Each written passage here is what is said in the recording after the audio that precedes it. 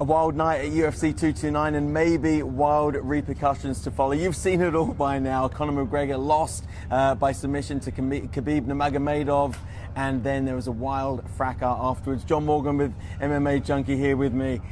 What's going to happen next, John? A lot is going to be talked about this for a long time to come. Yeah, I was going to say, usually we say, hey, UFC 229 is in the books. It's not in the books, we're going to be talking about this for a long time. It's unfortunate, man. It was an incredible performance by Khabib Nurmagomedov. Really to beat Conor McGregor the way he did, I think shocked a lot of people and proved that he's a legitimate champion. He's the real deal, that undefeated record. It's not padded. But then with the melee that happens afterwards, now you're talking about legal repercussions. You're talking about his reputation being tarnished. It's just an unfortunate ending to what was an incredible night before that. It really was. It's a banner night in so many ways for the UFC, 25 years in, and one of the biggest events, perhaps the biggest event in its history. Dana White spoke to us a bit, John. What sort of punishments could we see, especially for Khabib? Listen, I don't think you're going to see much from the UFC to start with. Maybe at the end, but let's be honest. Earlier this year when Conor McGregor got in trouble, Dana was incredibly upset, and he said, listen, we're going to let the legal process play out, and then we'll make our decision at that point.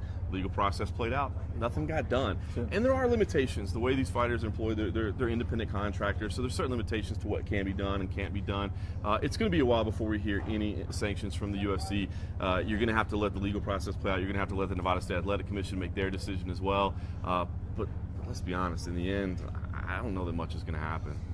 What does it do for the sport? One side of it would be say, oh, this is a disgrace, and it casts a terrible look for the whole sport. And UFC is really trying to put itself on a par with other major sports in terms of legitimacy and reputation, all this kind of stuff. Is it going to hurt? I'm not convinced it does. It adds so much intrigue to a lot of people. It's like a guilty pleasure. People can't take their eyes away from this stuff. That's the weirdest part about all this. See, the unfortunate side of this is that this was, like you said, a special night in the sport, right?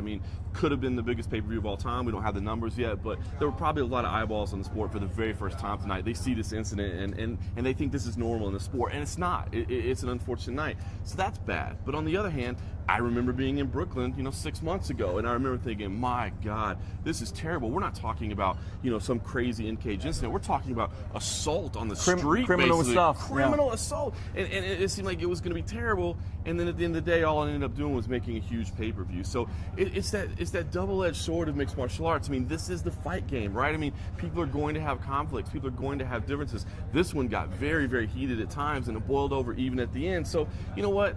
Long term, no, I think it's probably going to boil over, but short term, it's a black eye.